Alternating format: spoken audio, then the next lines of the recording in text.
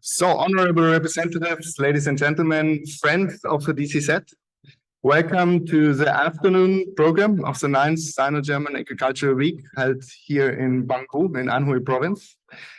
My name is Malte Müller. I'm from GFA Consulting Group. We are part of the implementing structure of the DCZ. And I'm honored to be here to chair this first afternoon session and later on also the panel that we have together. I have been accompanying the DCZ for the last 5 years. And during the time, I witnessed that it take a gradual change from first focusing very much on the topics on primary production, on animal husbandry, for example, seed sectors and so on. And it's now kind of widening the perspective regarding the topics and really tackling all areas of the food systems. So recent events and publications from the DCZ covered food loss and waste, feeds, nutrition, diets, urban agriculture as well as food security, which cover kind of the whole range of not only value chain, but the entire food system. And under this topic, I think the session today and the overall conference has selected a very nice theme with the transformation of food systems, exploration and practices in China and Germany. So in the morning session, we learned a lot about the global challenges that food systems face and the problems that are also caused by the food systems themselves. In the upcoming session now, we will go beyond this level of diagnosis and look about therapy. What are solutions? How can we transform food systems? And we'll look on examples from Germany and China, and we have 5 very distinct experts here who will give us nice presentations soon.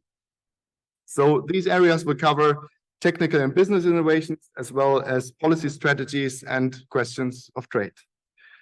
So for now, I have the honor to present you Professor Bingsheng as the first speaker of our afternoon session. He's former president of China Agricultural University. He's a senior policy advisor, and he also has a personal relationship with Germany because he obtained his PhD from the University of Hohenheim 30 years ago, he told me. So please come to the stage. He will give us a presentation about the structural changes and the role of government towards the transformation of China's agri-food systems. Please begin.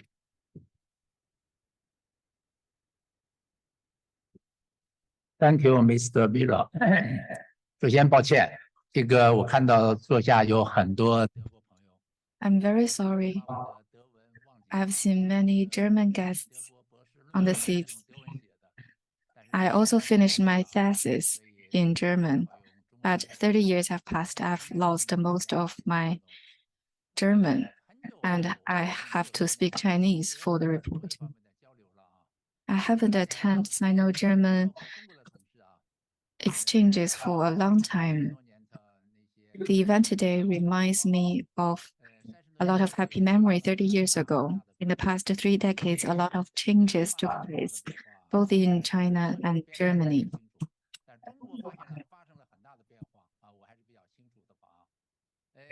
And I know very well how the changes took place in China. The changes always come secretly, but when we look back, they became more obvious. Our topic today is transforming agri-food system in China, structural changes and government's role.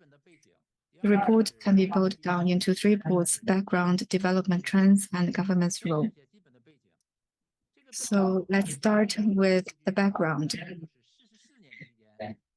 If you look at the chart, you can easily find that the ratio of the agricultural sector has been decreased significantly, especially in the employment of agriculture dropped to 24%. And the production of meat increased by 9 times. The increase in the fruit industry is even more obvious.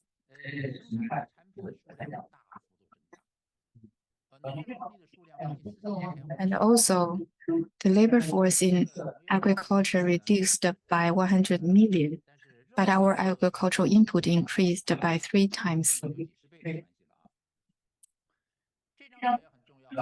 This chart also carries a lot of significance. There are two sets of data here. China has around 99% of the world's arable land, but produces 21% of grains, 25% of meat, and 33% of fruits, feeding 18% of the world's total population. So it shows our achievements and also our challenges. How can we feed 18% of the world's population with only 9% of arable land? That is a severe challenge. Today, our per capita GDP is just above the world's average, but our food consumption is above the world's average. Colleagues from the FAO might be familiar with the data. Our per capita grain output is above the world average, while meat production is even more so. Our industrial structure in agriculture also changed a lot.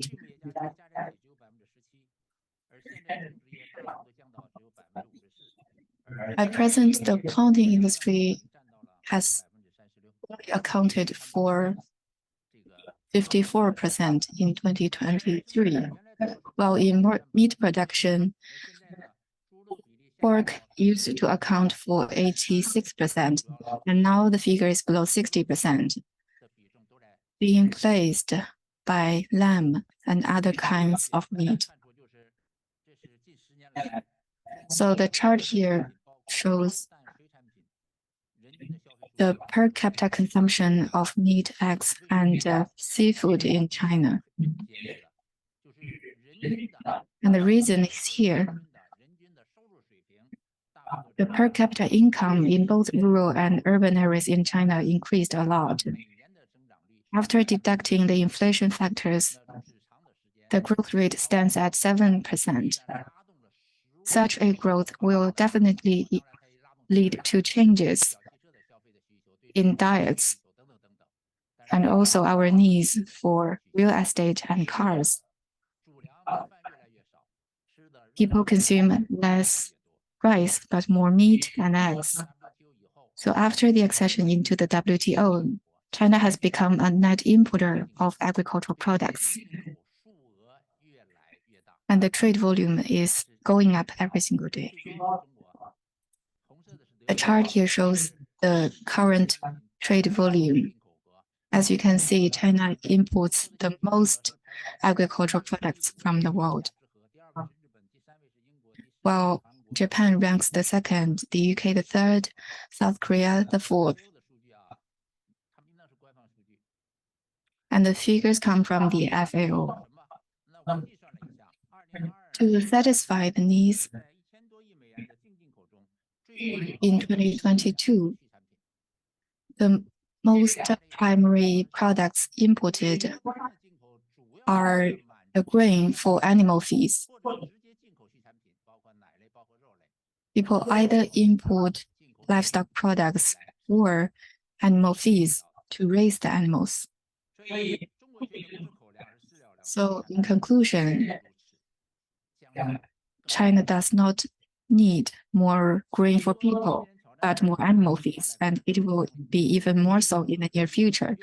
So our challenge is how to produce more better and safer agricultural products with less land, water resource, and labor force. The problem has been raised for 20 years. There have been disputes on the specific figure of the decline of resources, but the trend is obvious. In the past 4 decades, China made economic miracles through the reform and opening up, and going forward, we also need to solve the problem in the agri-food system in this way. So what are the development trends in the near future? During the tea break, I also talked to some of our colleagues. They told me that when telling the development trends of the agricultural sector in China. The models in other countries do not suit China completely.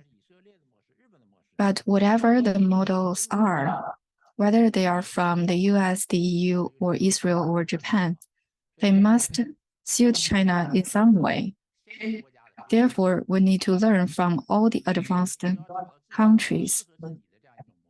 We need to find the most suitable models for us.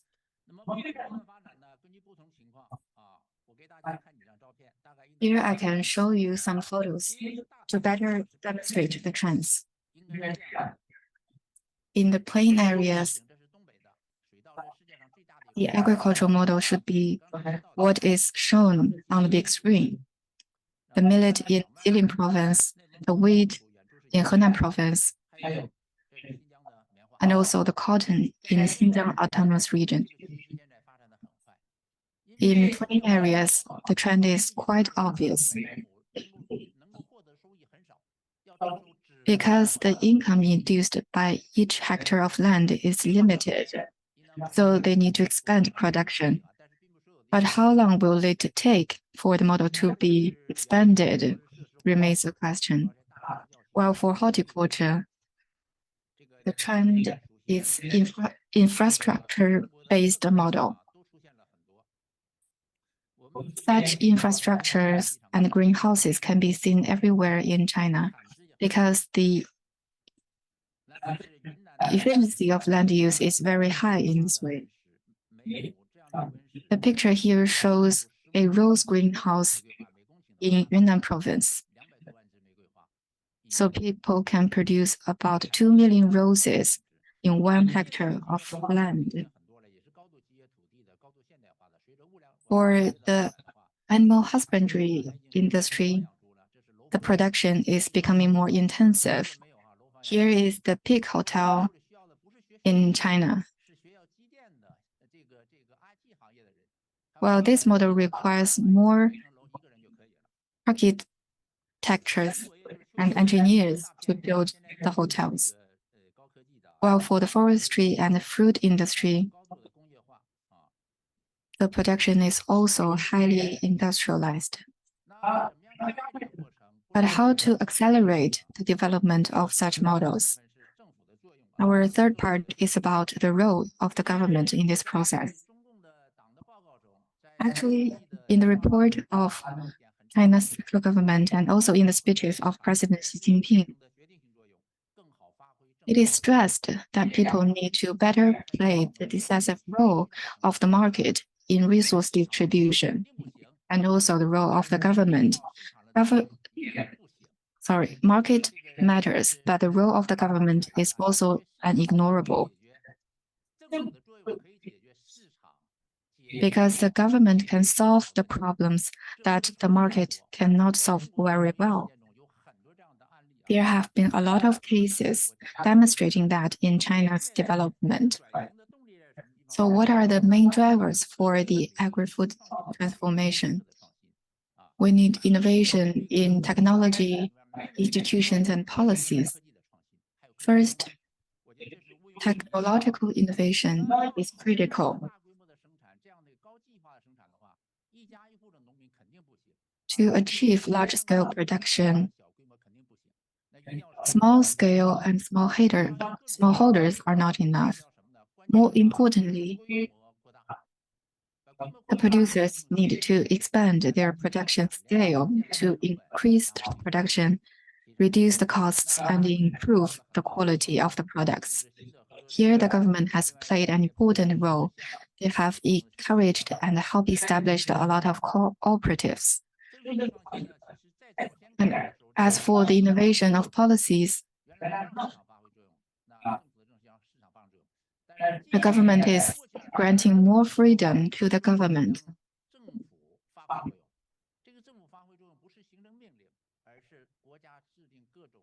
By that, I do not mean more directives, but more financial support for agricultural technologies and soil improvement. Of course, Regional governments can also play a big role here. And governments at the county level are also very important. They've done a lot of work in the most developed regions in China, especially in southern China. The county level governments are always taking a leading role.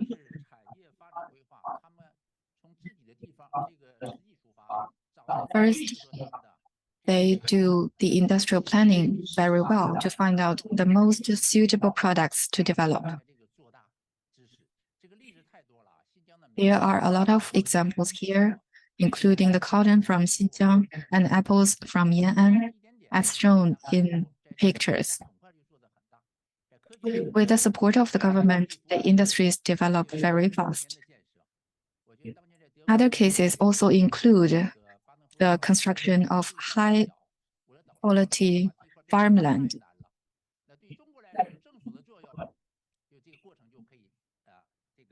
It could be a very hard and challenging process, but with the support of the government, it will be much easier to expand the soil and improve their quality.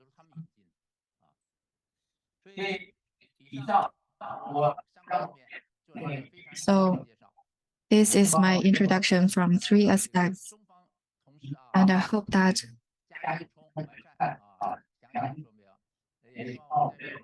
my Chinese colleagues can further elaborate on my opinions, and we can further deepen cooperation with our German colleagues. I firmly believe that we can find more opportunities and platforms to deepen our cooperation. Thank you very much.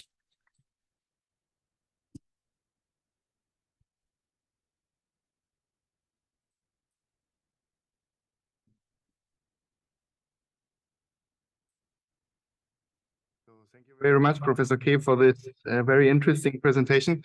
And given the short time that we have now, I suggest that we try to collect some questions afterwards and have it at the end of the sessions. But I think Professor K made quite clear what the challenges are in China and what the progress was that has already been done. And also he explained his understanding of the transformation very much going towards industrialization, technological solution, but also the role of government. So we are now leaving this rather broad picture and coming to a very precise, promising, interesting initiative from the European Institute of Innovation and Technology. It has developed an own food platform that aims at connecting stakeholders right across the food system to drive change through collective learning, problem solving, and invention. Please give a warm welcome to Marie Ammann. She is Business Creation Manager at iFood. She holds a master degree in Agriculture and Food Economics from the University of Bonn and a master's in Management and Economics from Wageningen University. And she will sketch out how IT cultivates change. Thank you.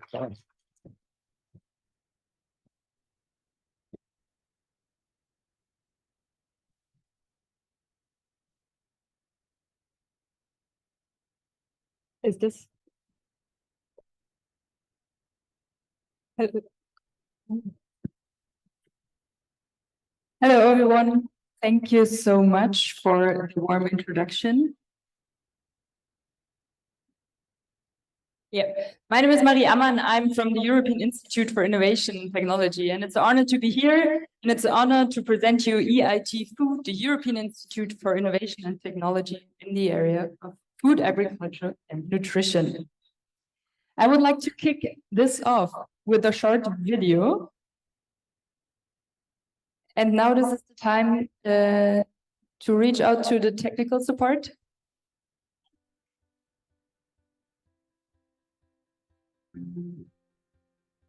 We need to future-proof our food. Why? Because the world population is expected to reach almost 10 billion by 2050. And currently, we're facing many demographic, environmental, and health issues that are threatening the future of our food system. Today, almost 1 billion people go hungry globally, while twice that number eat too much of the wrong foods. Food production accounts for up to 30% of global greenhouse gas emissions, 40% of global land use, and 70% of freshwater consumption. To make matters worse, we waste almost a third of our food globally. We believe that we are all responsible for and connected to the food that we eat, so we all need to work together to improve it. At EIT Food, we're building an inclusive and innovative community where the consumer is actively involved, so that we can deliver an innovative food sector that produces healthy and sustainable food, trusted by society. And how are we doing this?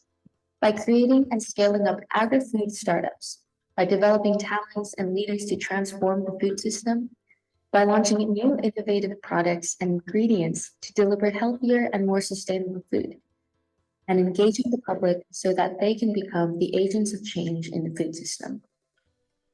Let's build the future of food together. If you'd like to learn more about how we are transforming the food system, our projects, and to get involved, then please go to www.eitfood.eu. Look forward to seeing you there.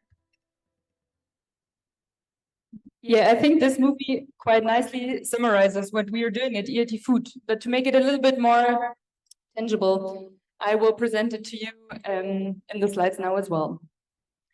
We heard a lot already about the challenges we have to face when we talk about how we want to transform the food and agriculture and nutrition system. And I don't want to read out about any number, but we know, particularly speaking for Europe, 60% of the adults are overweight. And when we look on the European Green Deal and on all the transitions which are faced in agriculture, only 11% of the European farmers are below 40. And that's a thing we have to tackle. At EIT Food, we are strongly convinced that innovative solutions, particularly tech solutions, are the driver to make sure that the food system change towards more resilient, more sustainable, and more future-proof food systems can happen. And that's why we are there supporting those innovative technologies, particularly with startups, where we also know that only 4%, roughly, is the 4% is the up-to-date number, are active in the area of agri-food. And that's why we are there at EIT Food. At EIT Food, we have 3 missions. You can now see here on my right side. And the first one is focusing on healthier lives through food. And with that, we mean health, not only focus on humankind, but particularly as well for the nature. So all the aspects coming to the fact that we can allow our consumers making better consumption decisions are leading into that field. Same to think about how we can improve the whole production process towards more sustainable but also scalable production processes. Our second mission is called Net Zero Food Systems. The topic of CO2 reduction is a tremendous one leading into that, as well as we focus on the topic of circular food systems and also food waste, food loss. We heard it earlier in the presentations, are quite big topics leading into that mission. And the last mission, reduction risk for a fair and resilient food systems. Here, we try to tackle all the aspects with respect to food security and food safety, but also the whole aspect of digitalizing the value chain, traceability, trackability are aspects which are quite tremendously leading into the third missions. But if I'm now talking about the missions we are doing at EIT Food, how are we doing that? That we make sure that innovative technologies are supported. We do that through the fact that we want to actively steer collaboration. Collaboration in terms of projects, in terms of programs, in terms of activities, and I will tell you a little bit more later on. When we support collaboration, it is important for us that we connect stakeholders from industry, from universities, from research, small and big entities, to create an impact for the long run. And for that, it's also important that we see inclusivity, but also diversity in all the projects we steer, and also along the whole value chain to make sure that this food system transformation can happen.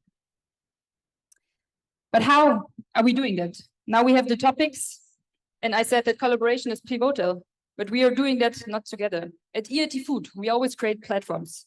We always create platforms that the right people can speak to the right people. And that's also an invitation to all my German friends here in this room who wants to join our network and make actively a contribution in our programs. Feel free to speak to me later. You see here on the very left side, our industry partners. We heard it earlier that particular agricultural machinery is quite important. With John Deere, we are having a lot of innovation projects and also research projects, making sure that we close the innovation gap, from having the high technical experience in makerspaces, and making sure that the innovation gap between the labs and the fields can be closed. If we look in the middle, we have the sector of higher education, particularly in Munich. We are quite strongly collaborating with Technical University Munich, but also University Hohenheim is a quite strong partner of us. On the very right side, you see the research centers and also the non-profit agencies in Germany, particularly the German Institute for Food Techniques. The DIL is there. But to sum it up, we have over 200 partners from industry, from research, and from education across the whole globe, where we actively steer the collaboration. And not to forget, our superpower, our startups. And I'm super happy that also one of our startups, Cultimate, is here. Feel free to speak to him about his experience as well. He was part of one of our startup programs. To make it a little bit tangible, I want to quickly introduce you 3 startups from each mission, which are actively making a contribution in Germany and Austria. We have Keynote here in the left pillar. Keynote is a startup from Austria. They are upcycling nuts, or basically the seedlings from the apricot production. So what they are doing is that they are pressing out the kernels and are producing a very nutrient-intense and healthy oil, and are basically fighting food loss through the upcycling aspects. Besides, out of the kernels, they also do a milk, which is also quite tasty. I had the chance to try it once. If we look on the middle mission, the Net Zero Food Systems, we have Mash Labs, a startup from Hamburg. Mash Labs is actually producing meat alternatives from mushrooms. So not from the mushroom, but from the mycelia. And what they're doing as well, that's an example on what we would like to see on how innovation is integrated also in the economy. They're collaborating with Bitburger. Bitburger is a very famous German beer brewery, and they're using the leftovers from the beer production for their mushroom production. On the very right side, the last example for today is Antrobotics. Antrobotics are working on a robot. It is a harvesting help for farmers, allowing them to optimize their harvesting in the fields. And yeah, to make it, on the one hand, not too complex, but to make the picture complete, we have 3 startup programs running on a European scale once a year, where we reach over 1,000 applications. Yeah, this allows us to understand on a European scale what are topics which are driven by the startups, and also where the most innovation activities are happening. And this potential is super valuable, and this potential we want to use to make sure that the innovative technologies, which have to be highly scalable, but also hyper local, which have to be resilient, which have to be cheap, that they are integrated in the market. I mentioned earlier that we are working on a European scale. This slide should just simply summarize where we are active. I'm working in the dark blue part, located in Munich, but just saying that we are working on a European scale. But now I would like to make it a little bit more tangible in terms of how we make sure that innovative technologies are integrated in the market or onto the field. Myself, I'm working on a project which is funded by the Federal Ministry of Education and Research. And what we did, we were scouting with the LFL, which is the Bavarian State Research Center for Agriculture, and Siemens, a big technology provider in Germany. We were working together or sat down and had the topic of, well, European Green Deal in mind. What are the things where we can make sure that European farmers are enabled to make this transition towards more sustainable production? And we said, let's focus on input reduction in agriculture. And what we did in the gremium of the three parties, where we were scouting on a European scale for startups, working on input reduction for our European and Bavarian farmers. We had over 150 applications and had a short list of 30 startups, where we invited 3 of the startups to Roesdorf an der Rott. Roesdorf an der Rott is a small place where there was an earlier production hall of Siemens, where we made sure that they turned it into a makerspace. So our idea was to invest in a regional ecosystem that the teams are supported there. And what's quite pivotal, if you're actually talking about innovative solutions for agriculture, to make sure that farmers are present. And thus the startups are particularly speaking with the farmers, because they are their users and their customers. And that's a gap which I often see when we talk about why so many innovations fail, that the startups are not talking to the target group. So, in framework of this challenge, which was over half a year, we made sure that the startups speak to the right people. And the right people were experts from agriculture, experts from universities, professors in terms of entrepreneurship, in terms of German food market, German agriculture. We will make sure that they are speaking with over 500 farmers who are their most critical clients. Due to the collaboration with Siemens, they had the chance to validate their technology. Due to the fact that we had the experts from the Bavarian State Ministry of Agriculture, they made sure that all the technology was proven at the hardest. And we were guaranteeing that they had a media exposure on a European scale. And of course, they also received some travel money. And the startup which won in the end received a prize money of 10,000 euro. To sum it up, I introduced the missions to you, and one pivotal aspect of our missions is the focus area of sustainable agriculture. And I think we heard earlier how tremendous important agriculture is. Agriculture is the basis of everything, and I think that's often an aspect we totally forget. At EIT Food, we want to make sure that European farmers are empowered to make this shift towards more sustainable and more scalable, profitable consumption. The aspect of allowing them to be and work economically viable is super important. As well, I mentioned that we have to close the gap, the innovation gap between technologies all invented in incubators and accelerators and the target audience, particularly when we talk about farmers as critical consumption group, to make sure that the technologies are tested by heart.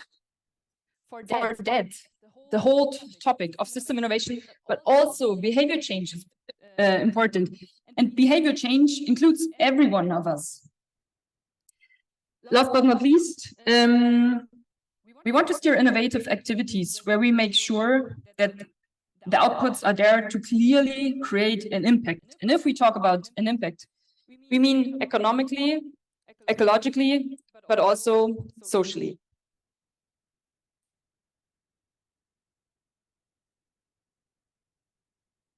I presented to you an example from our initiatives we are doing to support startups.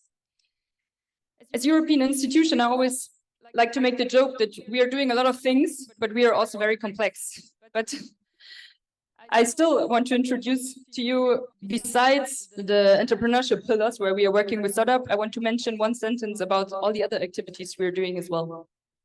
Starting with education. One of our goals is to make sure that we have the right people, young people, allowing us to also make food system transformation, not only now, but also in 10 years. That's why we, for example, put together a master's course focusing on food systems with University Hohenheim. We have innovation projects where we bring consortia from industry, from research and startups together, making sure that they can reach their innovative potential in terms of collaboration to create an impact in an inclusive way. I already presented to you the entrepreneurship pillar, the pillar where we support startups on a European scale. We have the topic of public engagement, which was slightly presented in the video.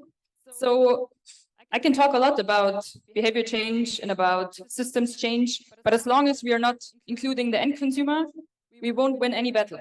So it's the decision in the stores is also pivotal. That's why we also have to educate the end consumer.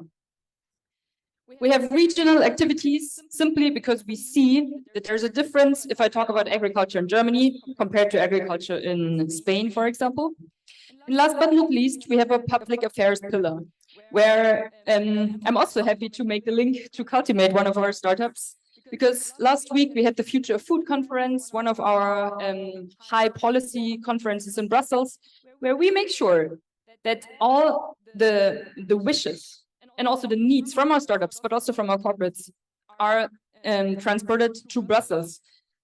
I think the topic of novel food, the topic of GMO, the topic of the EFSA, these are all topics which are highly important, particularly from our startups. We see that a lot of startups are moving to the US, are moving to, earlier it was Israel, and are moving to other places where they just see that there are better regulatory environments, but also better funding aspects. I want to close my presentation with a slide summarizing the impact we had in 2022. I don't want to go over every number, but I want to highlight some of them. The startups in our cohorts attracted with our support nearly 225 million euros of investments, which is, from my point of view, I think a quite nice number. On a European and also global scale, EIT Food is collaborating with nearly 600 other organizations worldwide. And when we talk about public engagement and citizen engagement, we have a trust tracker study where we reach nearly 25,000 Europeans and analyze with them what are the stakeholders in the value chain which have the biggest trust, and what are the issues and the challenges they see which are worrying for them, and also what are the hurdles from their perspective why maybe a shift towards more sustainable and trusted consumption is not happening. That's what we're doing. I'm happy to continue any discussion with you afterwards. Looking forward for your questions, and thank you very much for being here on stage.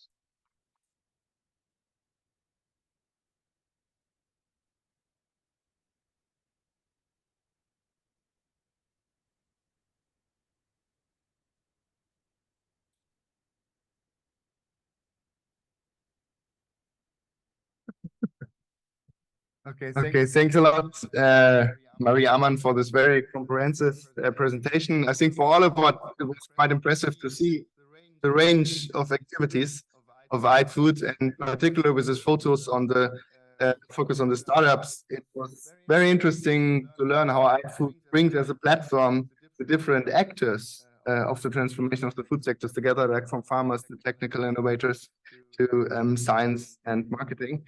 And I think she will receive also a lot of questions on this approach that might be also replicated in other instances. So you had a contact there. Feel free to contact her during the conference.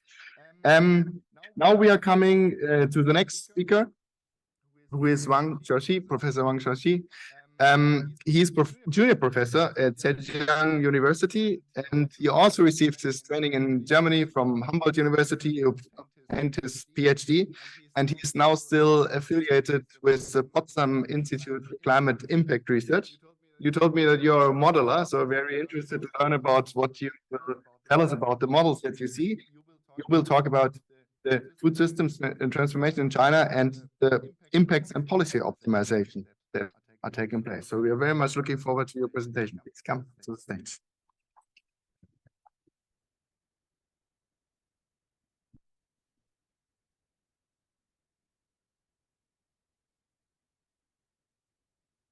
Thanks for the warm introduction and thanks for having me. I'm Xiaoxi at Zhejiang University, and today I'm going to briefly talk about the Chinese food system transformation, the multi-impacts, and the policy optimization.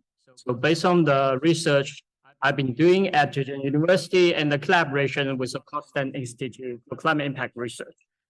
So just to reinstate the importance of the food system, we see that a healthy and nutritious, inclusive, and environment-friendly food system is closely related to the SDG goals, but not only related to the SDG goals, but also related to the achievement of the Paris Agreement.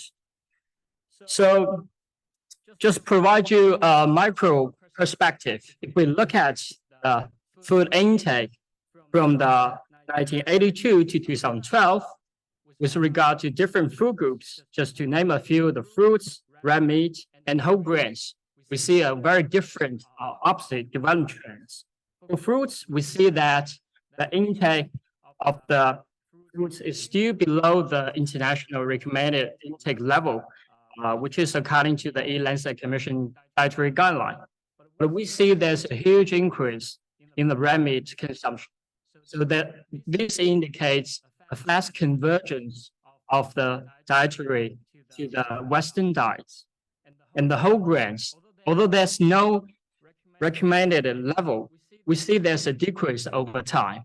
So what are the consequences?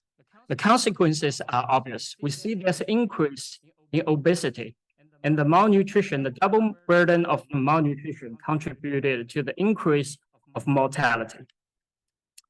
So if we expand the scope to the impact on the economy and to the greenhouse gas emissions, just to name it as a typical example of the environmental impacts, we see that there's an increase of the greenhouse gas emissions in the Chinese food system.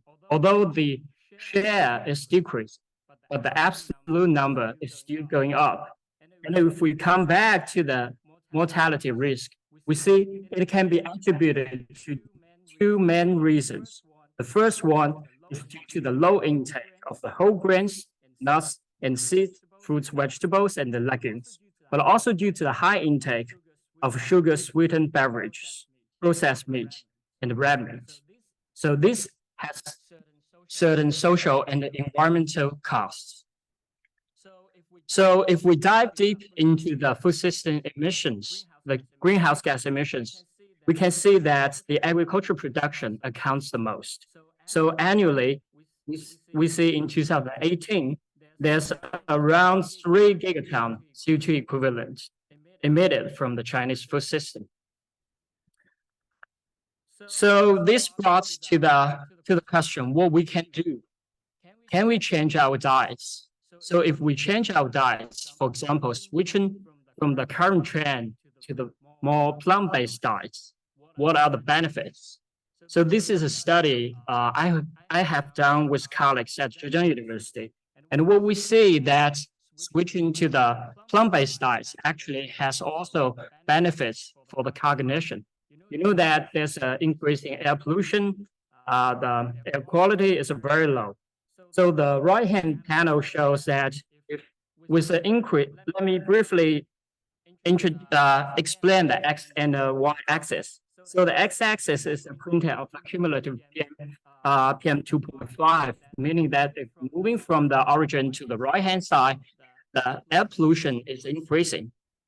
And the Y-axis is the hazard ratio. So that is a mortality risk.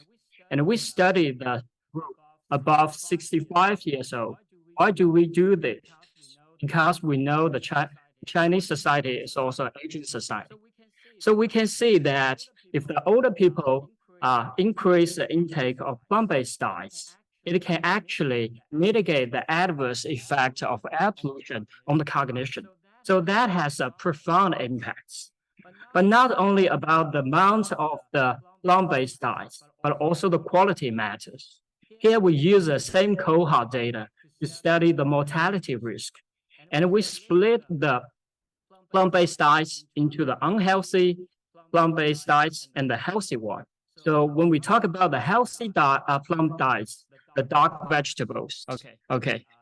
Those are the protective vegetables or the plant-based diets. And what we can see is that if we adopt a more healthy plant diets, it can reduce the mortality risk on average by 19%. And this is from the diet's perspective. And we dive deep into the heterogeneous effects to look at different social economic impacts. For example, the age groups and the smoking status. We see that the healthy plant-based diets can reduce mortality risk, while the unhealthy one would increase mortality risk. So what can we do beyond the diets measures?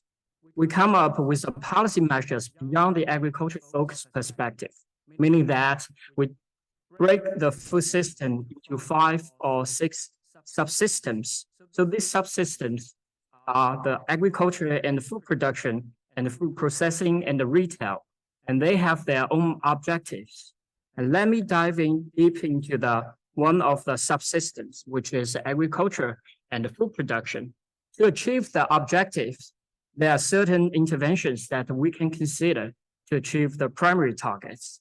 But also, these policy measures have the side effects, meaning the trade-off or the synergies.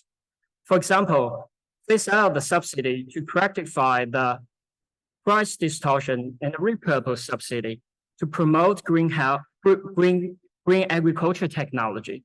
This has positive impact on environment, but it could also generate positive impact on the economy and also positive benefits for the health. For example, increases the support of structure change of the systems and improve the health while reduce the pollution. Previously, we saw that if air pollution is increasing, it will affect adults' cognition. But where does the air pollution come from?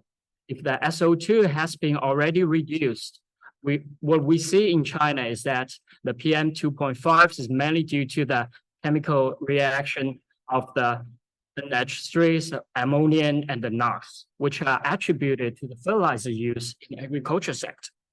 So these are the testable hypotheses, or that's the proposal we suggest. And let's take another subsystem. So the food consumption, public health, and the healthcare system, and also the non-food economy. They also have their own objectives and their own policy measures to achieve the primary targets and the side effects. So for example, the Chinese government just updates the dietary guideline last year. So the previous one was published in 2016. For example, if we develop the dietary guideline for health and sustainable food, it could have positive impacts on the environment, but also on health.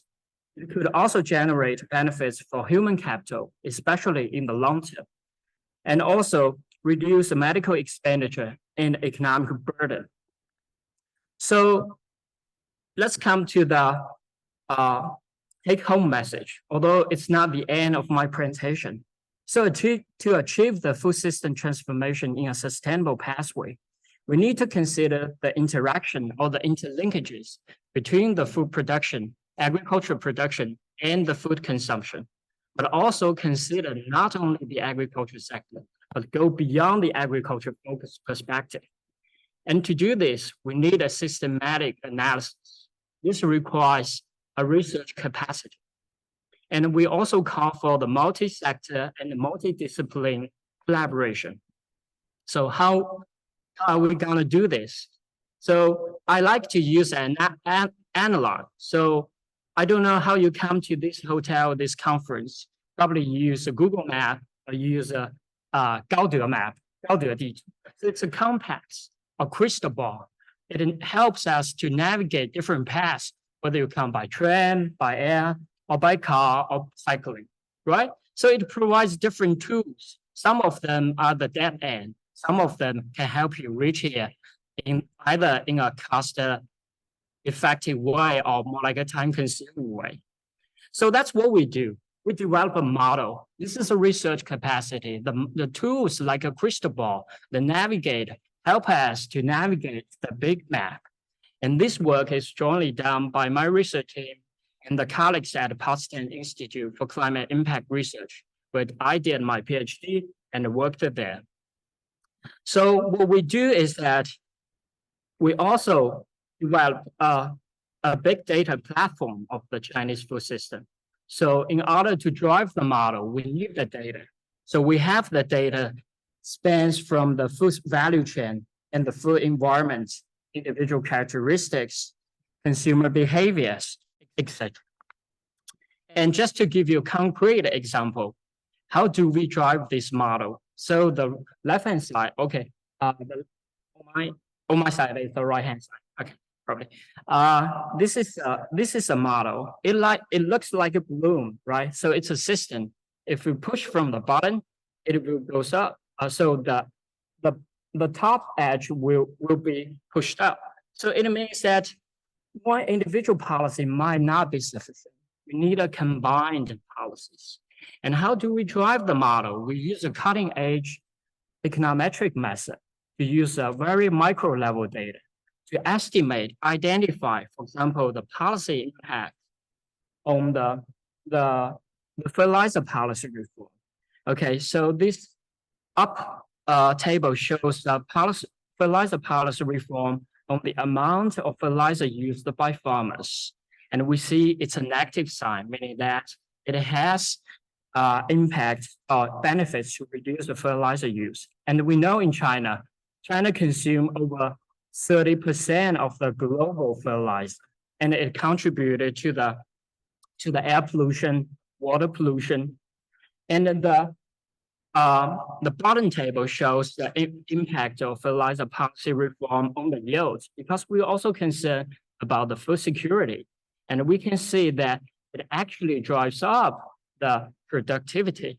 And we bring these two numbers into the integrated assessment model to look at if the policy ambitions remain constant, what will happen if the population grows and the economy continues to grow, because it will drive up the food demand.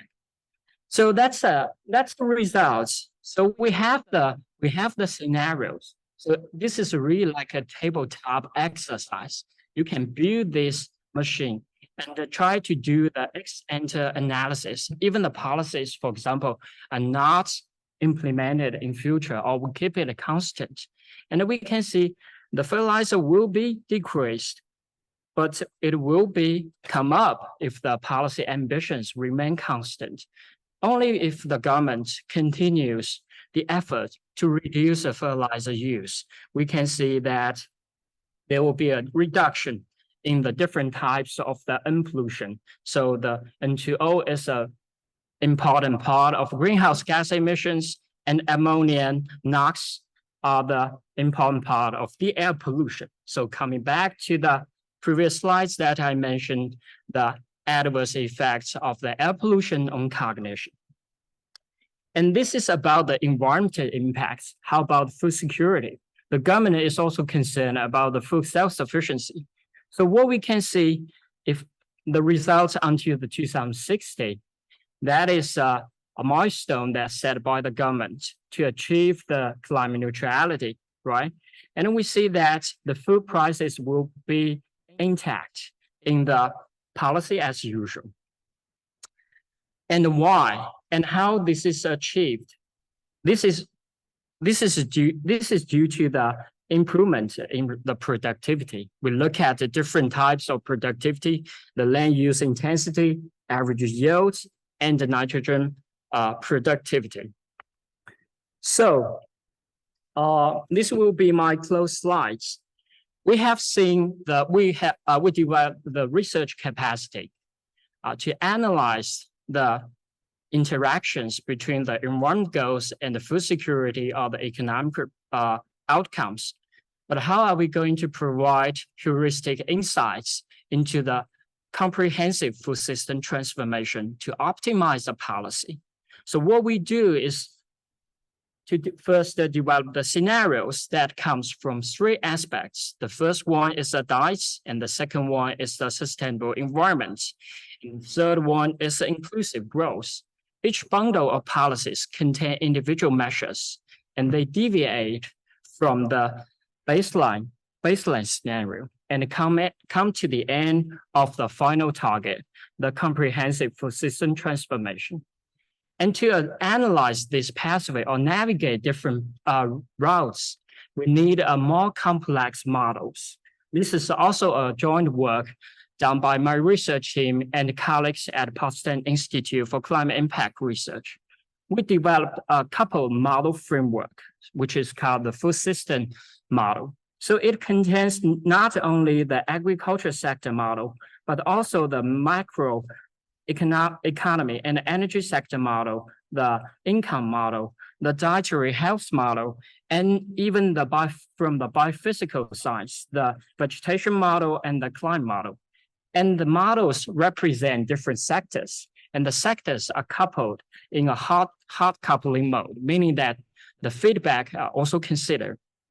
So this is the preliminary results to look at the impacts on the health, environment, and the inclusion with different indicators by transforming the Chinese food system in a comprehensive way.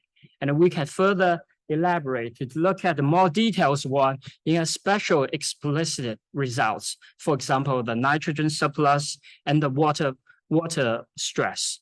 Okay, I will stop here and thanks.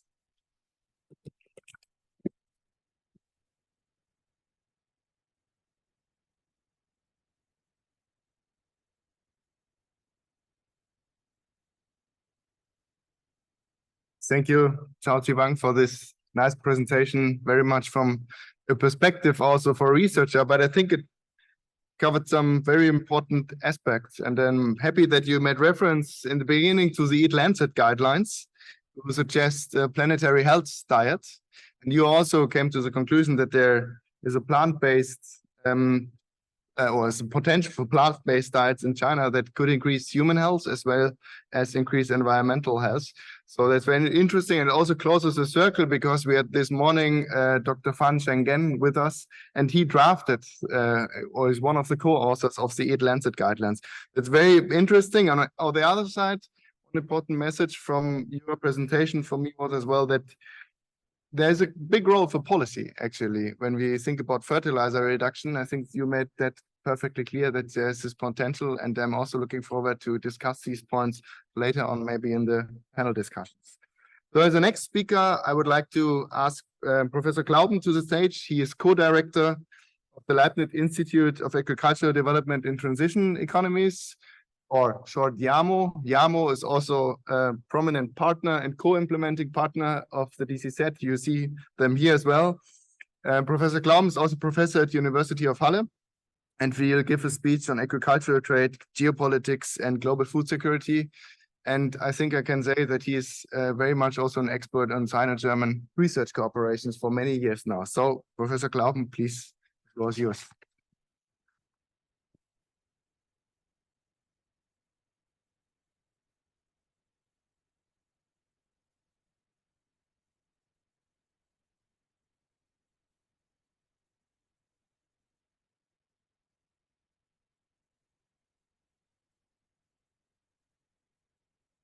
Yeah, good afternoon, everybody's ladies, gentlemen, colleagues, friends. I'm happy to see a lot of good friends here in the audience and in the conference.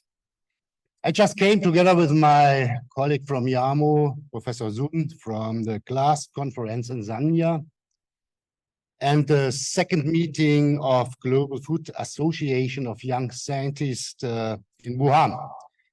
And I'm so happy and I'm honored to participate in this conference in the Agricultural Week. And so many thanks to the organizers. I mean, the team of the Sino-German Agricultural Center for inviting me to this significant and really well-recognized event. So the conference is about the future of food systems, and so about the future of global and local food security. So in the next 20 minutes, I would like to add to the fantastic talks we already had. And I want to talk about a bit about the nexus between international agricultural trade, geopolitics, and food security. Towards this, I'm going to take a bit of a historical perspective. Basically, all is about the need of geopolitical cooperation. I'm going to talk in contrast to confrontation and to international trade when it comes to solving global food security challenges. So given the current political tensions and conflicts around the world, I find this aspect of central relevance. So, ladies and gentlemen, while preparing this talk, I came across a speech I gave at a conference a few years ago. It was about digitalization, AI, I mean artificial intelligence and robots. I began my speech by pointing out worrying concerns about the digitalization of the global economy and society, labeled with popular terms like AI takeover or robot uprising. AI takeover is a forecast scenario in which algorithms and robots could effectively take control of the planet away from humans in the future. AI in computers, so the argumentation line, might be more and more able to outperform humans, not only in their individual physical and cognitive tasks, but, and that's decisive, also in their ability to cooperate and to coordinate. So in consequence, in the future economy and society, people could be replaced by an integrated and well-cooperating network of algorithms and robots, and humans are not needed anymore.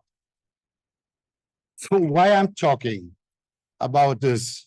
What does it have to do with my today's talk? It is about geopolitics, international trade, globalization, and food security. I think a lot.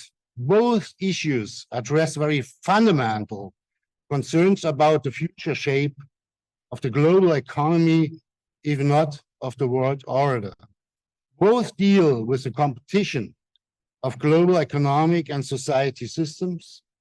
Both are about cooperation versus confrontation, and so both are a matter of great attention.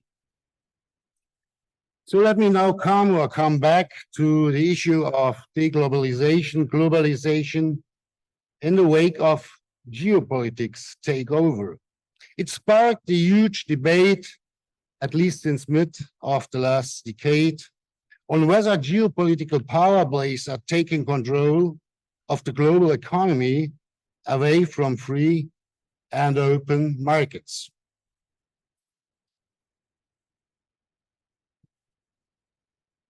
Well, ladies and gentlemen, after decades of increasing globalization and open market orientation, it seems the trend has turned towards deglobalization. Many economists and agricultural economists, with a few exceptions, have acknowledged the free flow of ideas, people, goods, services, and capital across national borders, as it leads to greater cooperation between nations, higher economic integration, and a better allocation of the world's resources. So integration into the world economy have proven to be an effective way for countries to promote economic growth, living standards, and poverty reduction. Most developing countries are shared in this prosperity. In some, incomes have risen dramatically, and these nations have become much more important in world trade. Now, developing countries are accounting for 1/3 of global trade, up from 1/4 in the 1970s, 1980s. Moreover, almost half of the export is between developing countries. However, globalization experienced also ebbs and flows.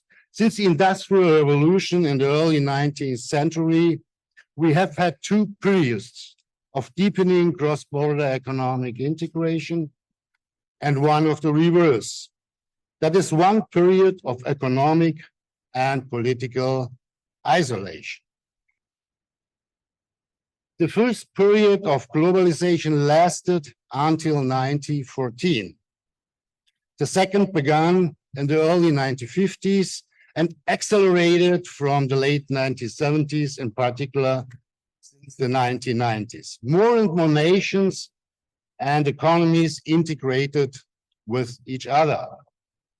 Exports today are almost 40 times higher than in the 1950s, and trading as a share of global GDP has more than tripled. This has been supported by trade liberalization policies, supported by the WTO, the opening of the former Soviet Union, China's accession to the WTO, and rapidly falling transport and communication costs. Finally, after the financial crisis around 2010, globalization has been neither deepening nor reversing, a kind of slowbalization. However, in between, between 1914 and 1945, came a long period of deglobalization and isolation, bounded by two world wars and deepened by nationalism, protectionist policy, and the Great Depression. So the history hardly suggests that a period of deglobalization is likely to be an happy one. All in all, it clearly was an area of disaster. So given this historical perspective in times of cooperation, in particular between the great powers, trade seems to grow, and with trade, welfare. In times of distrust and geopolitical confrontation, especially one of open conflict, trade collapse and welfare collapse. Well, the globalization of food and agriculture resembles this overall globalization patterns in the past 2 centuries, but not that pronounced as in non-agricultural trade because of the relative decline of agriculture in growing economies. During the great deglobalization of the 20th century, cross-border agricultural trade fell sharply and came almost to stand still. Driven by self-sufficiency and protectionist agricultural policy. And at the end of this period, in the 1950s, more than half of the world's population was affected by hunger. Since the 1950s, however, globalization of international agriculture expanded and accelerated since the 1970s, in particular in the 2000s. The growth in food reflects the long-term population and income trends. High population growth, in particular in Africa, and rising incomes in Asia are driving the demand for imports. In terms of exports, increases in production and trade are largely the result of technological progress in production, distribution, and communication, and in particular, the opening of international markets. Although tariffs and non-tariff barriers often limiting market integration and trade adjustments to changing economic conditions.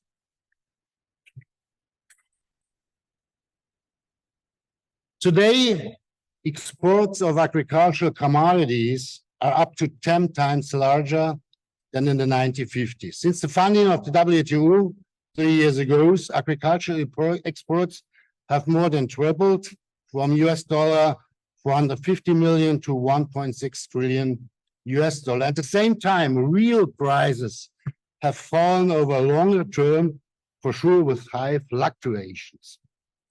However, since the mid of the last decade, the growth in total trade value seems to have somewhat stagnated. Increasing trade liberalization, including free trade agreements, has made also the global food and agricultural trade system more diversified. It became more decentralized, more balanced, more connected, and less concentrated. First, more and more countries are trading with each other, with a greater participation of low and middle income countries. For example, the South-South agriculture trade has more than doubled in the last 25 years, accounting now for 20% of total agricultural trade. Second, with the expansion of trade and the emergence of new players like China, the number of trading hubs increased and the dominance of individual hubs weakened. For example, North America and Australia have been among the biggest wheat exporters in the 1960s. Europe has gaining market share in the 1980s. And since the beginning of the 2000s, the Black Sea region, like Russia and Ukraine, has rapidly become a key supplier in global markets, like China as well. Third, more countries are connected directly and indirectly with more trading partners, and the market become less concentrated. So, for example, the number of wheat export countries per import country has doubled on average over the past 30 years, in particular to Africa and Asia. As a result, the largest wheat exporter share of global trade has halved from 12 to 6%. And the share of the largest wheat export region to any particular import country has fallen from 45 to 20%.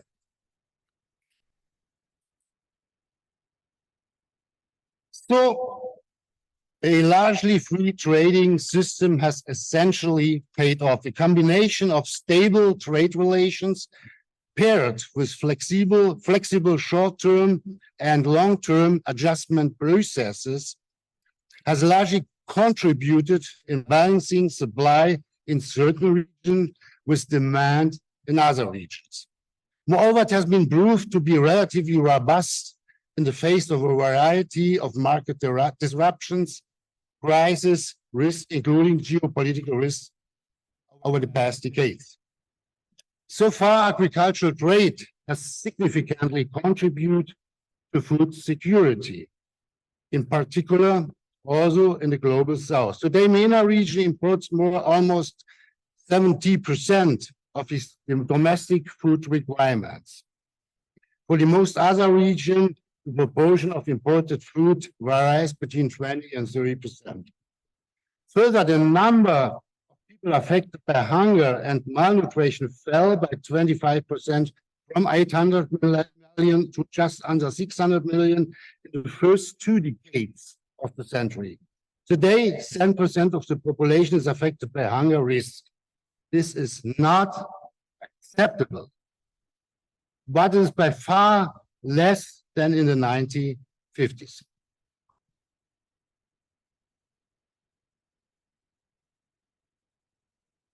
To get it on the point again, cross-border cooperation and open agricultural trade is a successful strategy for countering risk of regional supply bottlenecks, whether caused by climate, by crisis, or by politics. So open trade is proving to be a resilient safety net in the fight against hunger. Well, as already mentioned, today there is a great concern that the world is becoming a less global place, that the great powers are drifting more and more away from international cooperation to some kind of confrontation, and that they drag everyone else down with them. So geopolitical blower pace, cold and hot conflict and wars threaten to divide the world, maybe in new blocks, if not to a large global fragmentation. Demands are increasingly being made for isolation, decoupling, and political control of international markets, all in the name of sovereignty and de-risking. And there seems to be a growing belief in the ability of governments to reshape their economies and global markets for the better. However, economic costs of further shifts to economic nationalism and to disintegration of trade could be very large. According to recent IMF calculations, up to 10% of global GDP. IMF also warns that the greater the fragmentation and the isolation, the higher the costs. Warns that the technological decoupling amplifies loss from trade restrictions, and that adjustment costs are likely to be high, and that emerging and low-income countries likely to be the most at risk.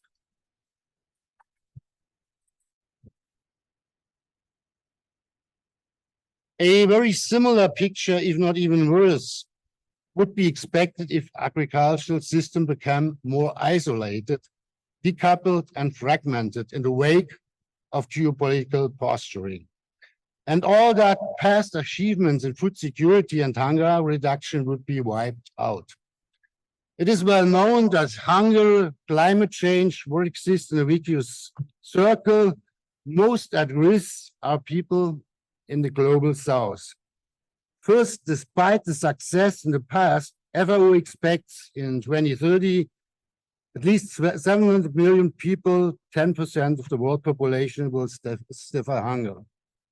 Second, climate change and extreme weather events are likely to further increase hunger risks in the future and hit hardest those which are already vulnerable to poverty and hunger.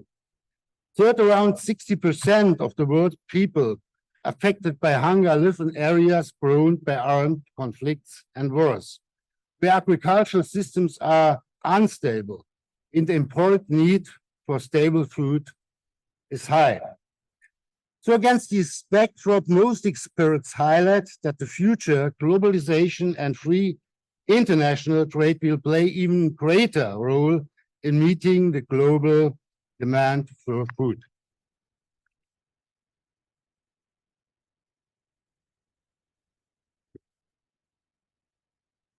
Ladies and gentlemen, so much for us to what would or that could be happen if.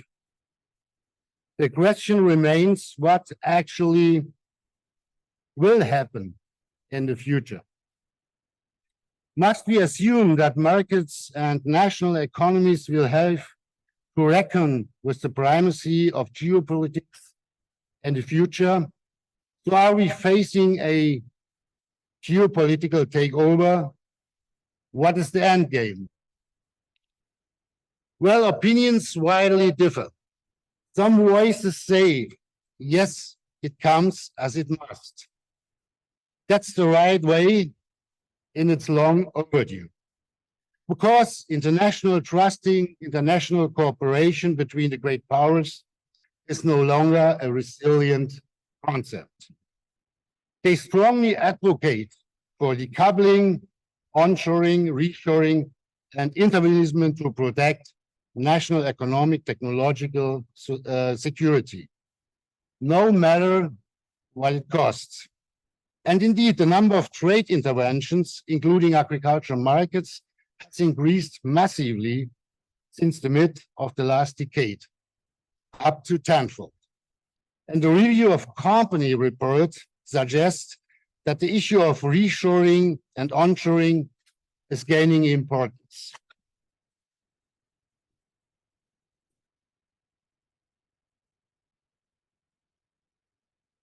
Others, including myself, say no, hopefully not.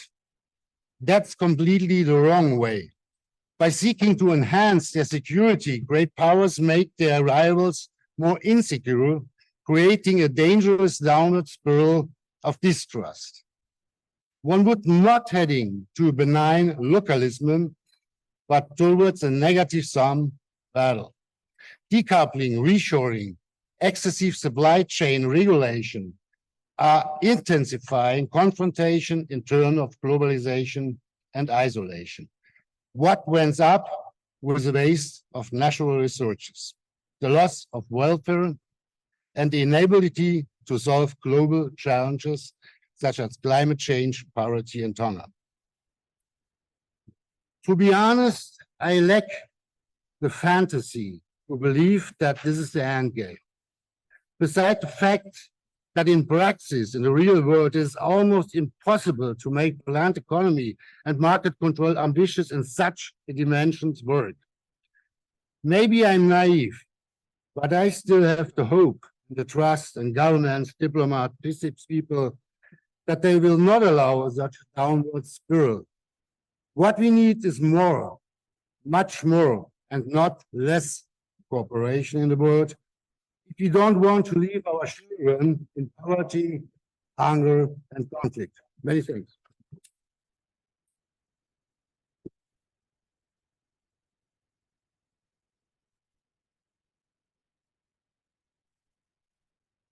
So thank you very much, Professor Glauben. I think you recurred on a very important fundament of food systems transformation. That is actually food security, and you made a very strong claim for the role of trade, also historically, in resolving food security issues on the planet, and you warn of the costs of degradation and conflict. Now we come to the final speaker for today. Last but not least, I would like to ask Bernd Schwang to the stage. He's head of the division of the international projects of the Federal Ministry of Food and Agriculture, and he will give us a presentation about shaping the future of our food system together, the transformation agenda from Germany.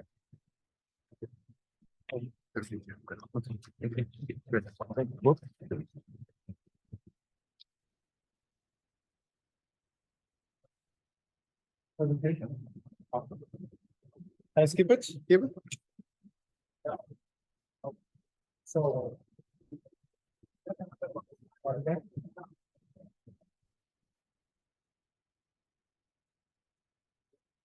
Okay, oh, fine. So, Niemen Hao. Good afternoon, everybody. My name is Bernd Schwang. I'm responsible for international projects, as Malte already mentioned, in the Federal Ministry of Food and Agriculture. But today, I will not focus on our international work, but I will focus on the national German transformation agenda. My presentation is divided in 4 chapters. The first one is I intended to get you really hot and ready for transformation but then I found that Marie Ammann always took that job from me. So I slow down a little and give you just some thoughts about what we, about philosophy of transformation. Then the main chapter is transformation in Germany at national level. I will give you some examples of our work. And then I will show you the links between the national agenda and also our international cooperation. There's a lot in common with Professor Glauben's presentation he always mentioned. And then you will hear probably the shortest conclusion you've ever heard in your life. We'll try that out. Okay. A short approach to a comprehensive term. What is transformation? Wrong direction here. Well, first of all, transformation needs leadership. And you might know the quote of Director General Guterres: food system hold the power to realize our shared vision for a better world. He is an optimist. He could also have said food systems are broken. They don't work properly. So we have to work on it. We have to do more. Our minister, I will present a more positive statement of him later on. But there he said, when he started his job, he said, I'm not willing to accept a system that damages humans, animals, environment, and climate. But let's stay positive here. Let's take a Guterres quote and say there is a lot of potential. So let's find the potential. Let's also talk about the failures and the problems, but let's find a potential for transformation. And these are the principles that we all need and we all know. It's the agenda, 2030 agenda for sustainable development. It's human rights-based approaches, like especially the human right to food, which is not realized yet. And the Paris Agreement, the UN Framework Convention of Climate Change, UN Convention on Biological Diversity, Kunming Montreal Global Diversity Framework, and also EU Green Deal. Okay, now the positive. Cem Özdemir, I will present to you. I think for transformation, it's very important to stop fighting each other, to stop fighting in very opponent daggers. So he said there should be no war between environment and agriculture. So we need to link them, to work together, and to stop the fighting that we all watched the last decades. So what does it mean? These are the guiding principles in Germany for our transformation. We need holistic approaches. That means everything is connected from farm to fork. Let's act like this, really act like this. We need achievable and attractive goals. Shared positive visions lead to innovation. We're convinced that it's so. We need benchmarks and also best practices like organic farming, which I will present later on. And we need science and expertise. We need all relevant actors and stakeholders to get involved, participation. And we need strong partnership at the national level as well. That's very important. That's why I'm here, and also on the international level.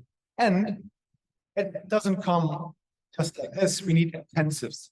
We need intensives. We have to support the transformation. Well, I studied German literature, so I want to just talk about the term transformation a little bit. What does transformation mean? Trans means let's go through different issues. Let's link them. Let's current policies. Let's form them together. Transform. We have to form things.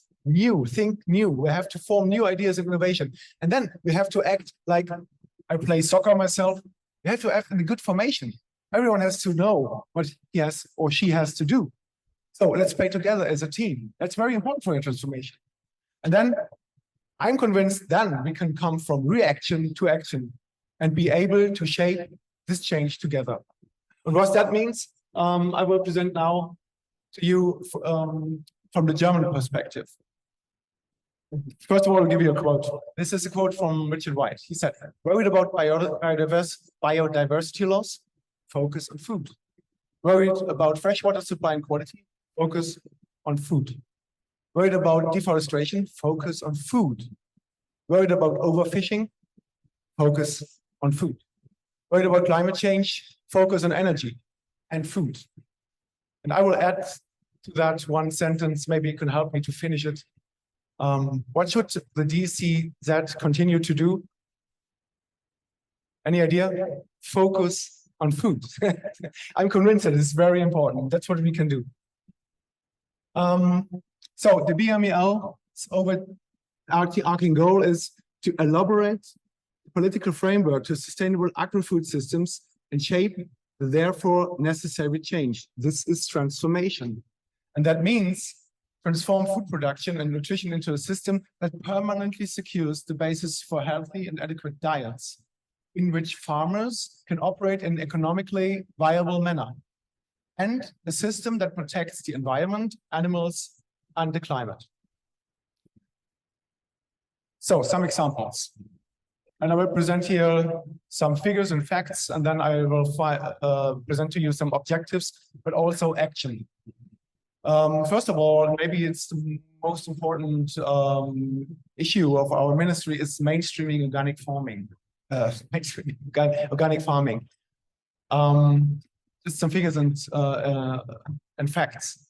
In Germany, there are almost 37,000 farms with 1.8 million acres under organic management. And last year, 605 farms opted for going organic and converted 57,000 hectares to organic farmland. This is equivalent to roughly 80,000 football fields. So there is a transformation which is already going on. And you can see here that it's not, farmers can live from that. Here you can see that organic farms worked even more profitable than conventional farms since 2015. So on the level of objectives, so what do we want to achieve?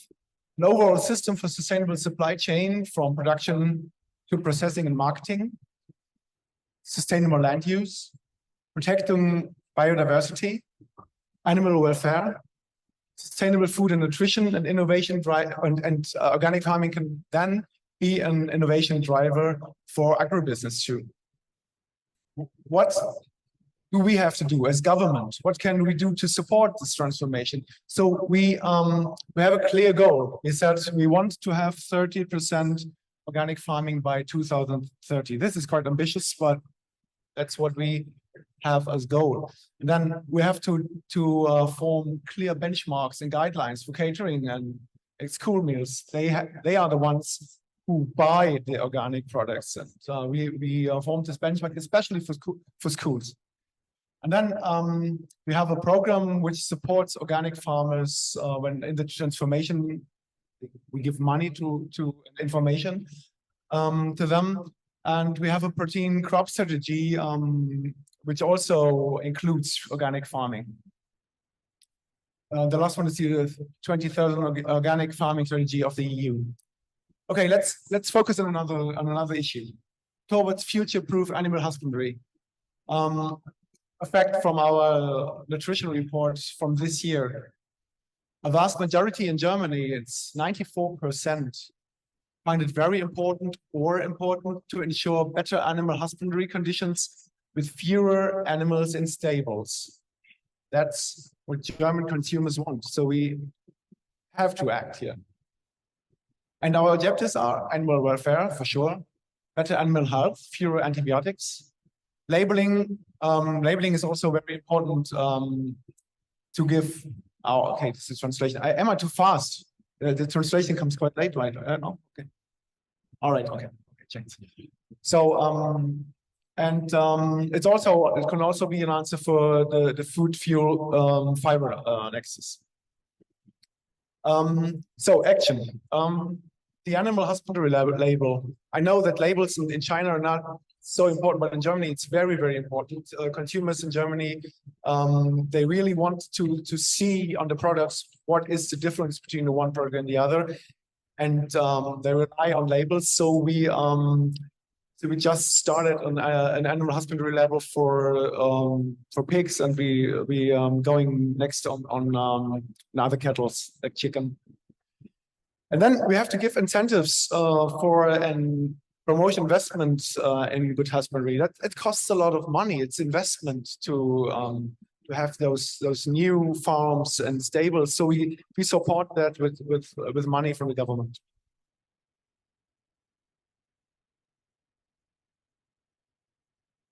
Okay, this is the national food and nutrition strategy. I just want to give you some thoughts of that, because as I mentioned before, everything is linked.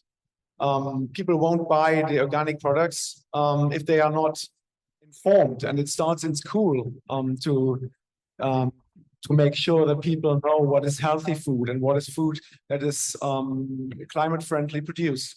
So here's another fact. 74% of German consumers consider better compatibility with climate stewardship or environmental protection, animal welfare, and taste as a decisive purchasing fact. People care, people want transformation.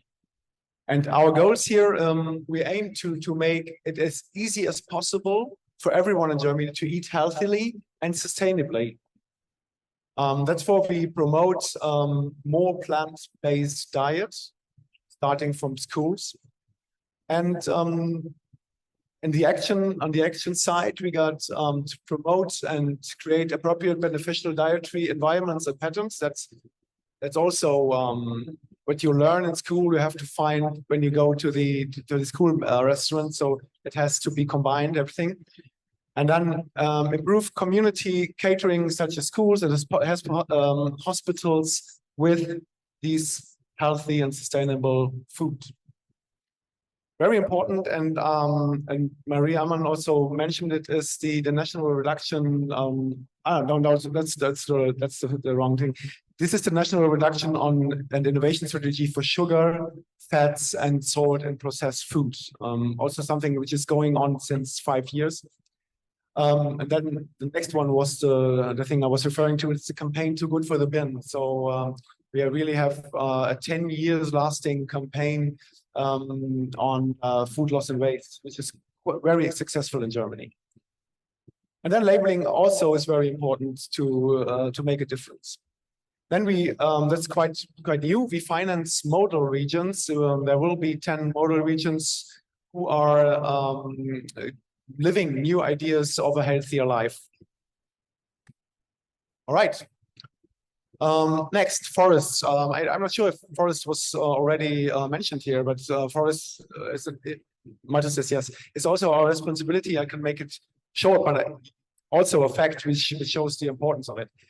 Around 1.2 billion tons of carbon are stored in the biomass of sustainability managed forests in Germany, alone in Germany, and are thereby permanently removed from the national carbon cycle. So we have to protect our forests. And I was really impressed. There was a delegation from China, I think 3 years ago. There were several delegations, I think 3 or 4 visits in Germany, and they really wanted to collaborate in protecting forests. And I think I came back in 2019, and we talked to the minister who was responsible for that in China, and he was really into the subject, and they were really proceeding. So that also shows the meaning of cooperation.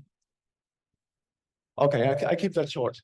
Another thing which is also very important, also for Mara, is the strengthening the rural regions, because that's a quote of our minister. He says that it is important to him that the people in rural areas who make the indispensable contributions to climate stewardship, the energy transition, and to the future of our country also benefit appropriately from it. That means people who are doing the transformation have to profit from the transformation. It's easy as that. And what does it mean? It means we're going to strengthen stakeholders in this transformation. We're turning rural areas into innovation hubs. How do we do it? Sounds easy and nice. How do we do it? Federal Rural Development Scheme is a very technical word for incentive program. So we give money. We give about 30 million euro per year for new ideas in the rural areas, so that they can realize their visions and ideas to keep rural areas more viable. And then we have a joint task force for the improvement of the agricultural structures and coastal protection. They work together with you would say, provinces in Germany. And we have of course, the common agricultural policy of the EU, which always gives a lot of support with the LEADER program for rural areas. And after all, we are really going into formation now. I mean, green professions are getting more and more important. They are the future professions. So we are supporting this and also supporting research on that. Well, okay, this was the most important chapter. I will be shorter here in the third one. I will have a look at Malta. Malta, how much time do I have left? 5 minutes. Okay, then you can do that. Okay, transformation at the international level. That's my responsibility. So my core issue. For me, it's very important that we cooperate on those fields where we have expertise.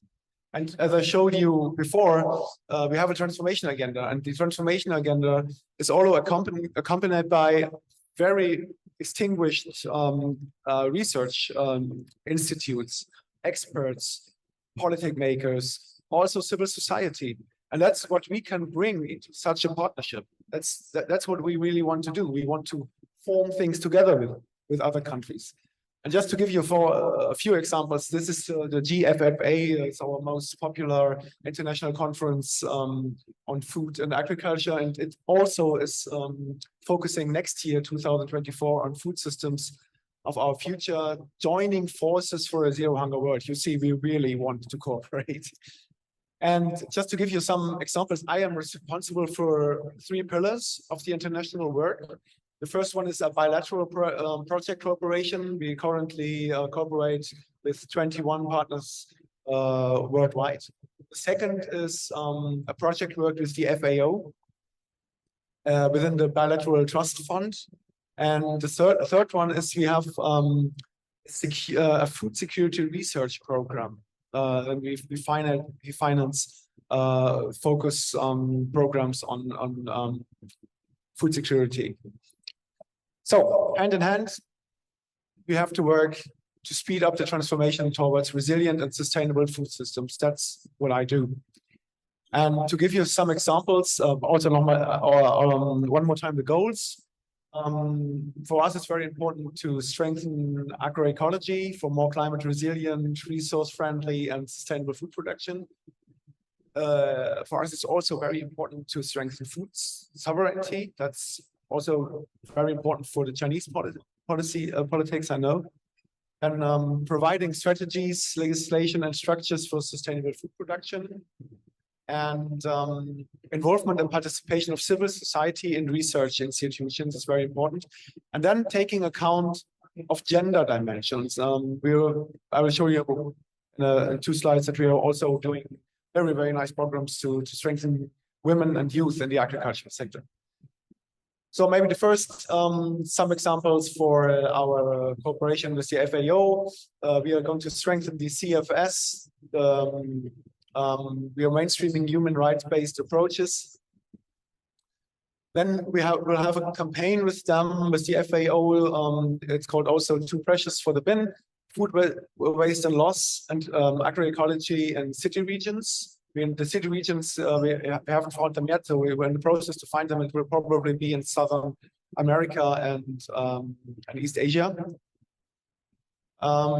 This is very, very important. We have a new cooperation with the African Union, and the title of the cooperation is Creating the Future Food Systems Together. So it's like the conference here. And we are really focusing on agroecology, also focusing on climate resilient agriculture, and also, again, women and youth in agriculture. You might know this, very important too. That's why you're here now. See some of the stuff over there. The Sino-German Agricultural Center, almost 10 years. Next year, we have a big party, 10 years. Great work, by the way. So it's a very, very important project of ours, and we're really, really proud to be here one more time. Just one last example for a research focus. Next year, we will have a focus for the first time ever in Germany on agroecology. And that means we want to know which perspectives, also which profit perspectives for farmers does agroecology have when it's practiced. So as I promised, a very short, maybe the shortest conclusion.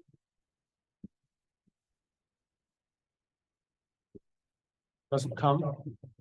It's over. That's not fair. Okay, we are ready to shape the future together. I'm really deeply convinced that we can do that. Here. Thank you very much.